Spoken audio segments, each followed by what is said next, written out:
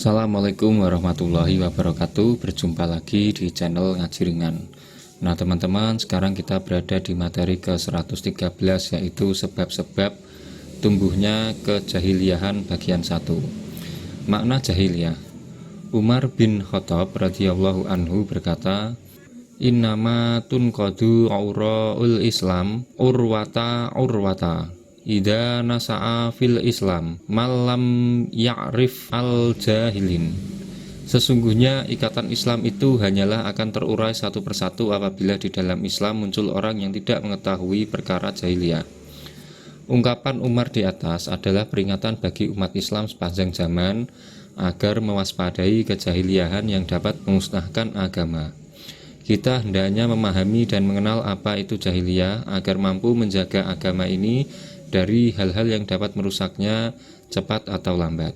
Kata jahiliyah berasal dari kata al-jahlu yang maknanya adalah kebodohan atau tidak adanya ilmu.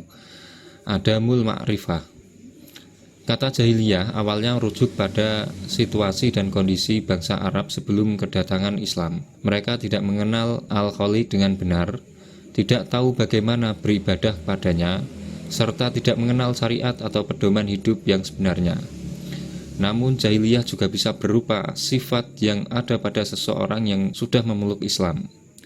Perilaku menyimpang dari syariat seperti meratapi mayit, menghina dan berbangga-bangga dengan nasab, pertikaian karena fanatisme golongan, tabarruj atau perilaku-perilaku buruk lainnya disebut oleh Rasulullah SAW dengan ungkapan jahiliyah.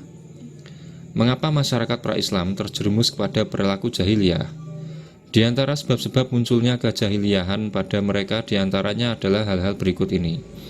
Yang pertama, zanus su'i billah, asumsi atau sangkaan-sangkaan yang buruk pada Allah. Mereka memiliki pengetahuan tentang Allah Ta'ala, namun hanya berdasarkan sangkaan semata dan tidak berdasarkan ilmu dan petunjuk yang benar. A'udzubillahi minasyaitonirrajim. Bismillahirrahmanirrahim. Wa ma yattabi'u aksaruhum illa dhanna inna dhanna la yughni minal haqqi syai'a innallaha alimum bima yaf'alun. Dan kebanyakan mereka tidak mengikuti kecuali prasangka saja. Sesungguhnya persangkaan itu tidak sedikit pun berguna untuk mencapai kebenaran. Sesungguhnya Allah Maha mengetahui apa yang mereka kerjakan. Quran Surat Yunus, Quran Surat ke-10 ayat 36. Di antara contoh sangkaan-sangkaan buruk mereka pada Allah Ta'ala adalah mereka menyangka bahwa Allah Ta'ala membutuhkan sekutu. Quran Surat As-Zumar, Quran Surat ke-39 ayat 3. Mereka pun menyangka bahwa para malaikat itu adalah anak-anak perempuan Allah, sehingga mereka pun menyembahnya. Quran Surat An-Najm, Quran Surat ke-53 ayat 19 sampai 23. Kedua, al-istighna atau merasa cukup sehingga tidak merasa butuh dan perlu kepada hidayah Allah Ta'ala. Mereka bersikap melampaui batas dan sombong di hadapan ayat-ayat Tuhannya. Tidak mau mendengar dan memikirkannya. Mereka merasa telah mapan dan nyaman dengan apa yang ada di sekelilingnya karena memiliki kekayaan dan harta. A'udzubillahi minasyaitonirrajim. Bismillahirrahmanirrahim. Kalla innamal insana layatgha arra'a hustagna. Ketahuilah, sesungguhnya manusia benar-benar melampaui batas karena dia melihat dirinya serba cukup. Quran Surat Al-A'laq, Quran Surat ke-96 ayat 6 sampai 7. Mereka berkilah ketika diseru pada Islam. A'udzubillahi minasyaitonirrajim. Bismillahirrahmanirrahim. Wa idza qila lahum ta'alau illa ma anzalallahu wa ilar rasuli qalu hasbuna ma wajadna alaihi aba'ana awalau kana aba'uhum la ya'lamuna say'au wa la yahtadun. Apabila dikatakan pada mereka, marilah mengikuti apa yang diturunkan Allah dan mengikuti Rasul, mereka menjawab, cukuplah untuk kami apa yang kami dapati bapak-bapak kami mengerjakannya. Dan apakah mereka itu akan mengikuti nenek moyang mereka walaupun nenek moyang mereka itu tidak mengetahui apa-apa dan tidak pula mendapat petunjuk. Quran Surat Al-Maidah Quran surat ke-5 ayat 104. Ketiga, al-istikbar atau kesombongan. Merasa diri besar sehingga menolak kebenaran seraya melecehkan orang lain. Inilah ideologis iblis yang merasa diri lebih baik dari Adam, sehingga berani menyelisihi dan membangkang pada perintah Allah Azza wa Jalla untuk bersujud kepadanya. Quran surat Al-A'raf, Quran surat ke-7 ayat 12. Inilah ideologi Fir'aun dan para pengikutnya. Mereka mengingkari bukti-bukti kekuasaan Allah Ta'ala yang ditunjukkan oleh Nabi Musa alaihissalam karena mereka saat itu bisa melakukan apa saja dan merasa lebih tinggi dibanding utusannya itu. Quran surat An-Naml, Quran surat ke-27 ayat 14. Inilah ideologi kafir musyrikin pada Nabi Shallallahu Alaihi Wasallam yang berpaling dari seruan Al-Quran karena memandang ajaran nenek moyangnya jauh lebih baik dari Islam. Padahal mereka belum memikirkannya dengan sungguh-sungguh. Sikap mereka hanya didasari fanatisme dan keangkuhan belaka. A'udzubillahi minasyaitonirrajim. Bismillahirrahmanirrahim. Balil ladzina kafaru fi 'izzati wa shiqaq. Sebenarnya orang-orang kafir itu berada dalam kesombongan dan permusuhan yang sengit. Quran surat Shad, Quran surat 38 ayat 2. Dalam Al-Quranul Karim wa tafsiru dijelaskan sekalipun mengetahui kedudukan Al-Quran, tetapi orang-orang yang kafir tetap dalam kesombongan mereka dengan mengingkari wahyu dan menampakkan permusuhan terhadap Rasulullah dan ajaran yang disampaikannya. Mereka berbuat demikian salah satunya karena mereka menilai ajaran Nabi mengancam eksistensi agama nenek moyang mereka dan patung sesembahan mereka. Keempat, rohbaniyatul mubtada, sistem kerahiban atau kependetaan yang diadakan. Hal ini terutama terjadi kepada kalangan Nasrani. Mereka menjadikan rohib-rohib dan pendeta-pendeta mereka sebagai tuhan-tuhan selain Allah Ta'ala, yang berhak menetapkan hukum halal dan haram tanpa merujuk kepada hukum-hukumnya.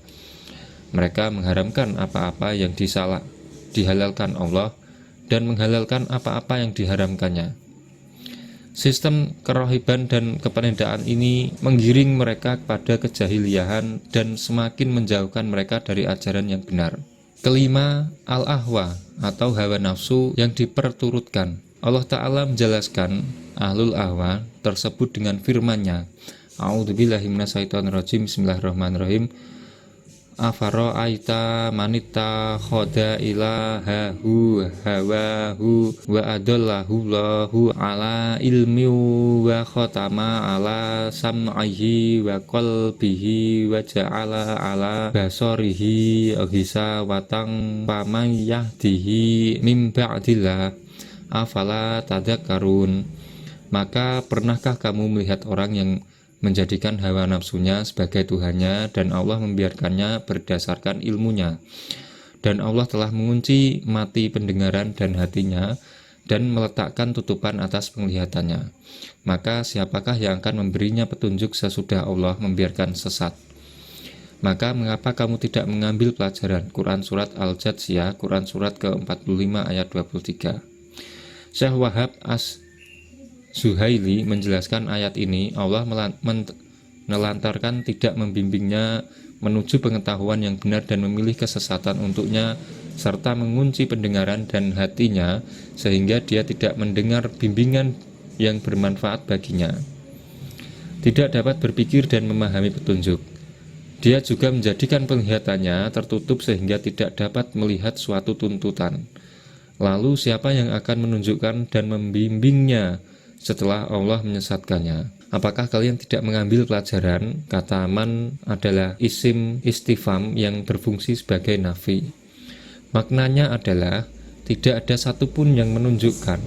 Maka sebaiknya kita merenung sampai kita benar-benar mengetahui hakikat suatu keadaan.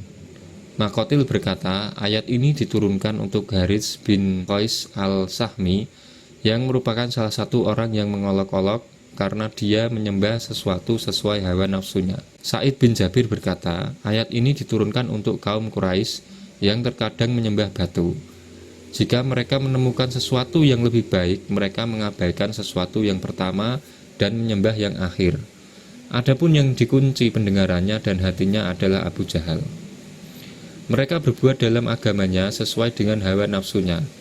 Tidaklah dia menginginkan sesuatu melainkan akan melampiaskannya tanpa memandang rasa cinta dari Allah dan keridhoannya atau kebencian dan kemurkaannya. Perilaku seperti itulah yang membuat mereka tenggelam dalam kejahilian. Yang keenam yaitu at-taqalid atau mengikuti tradisi, adat, kebiasaan, ajaran dengan fanatisme buta.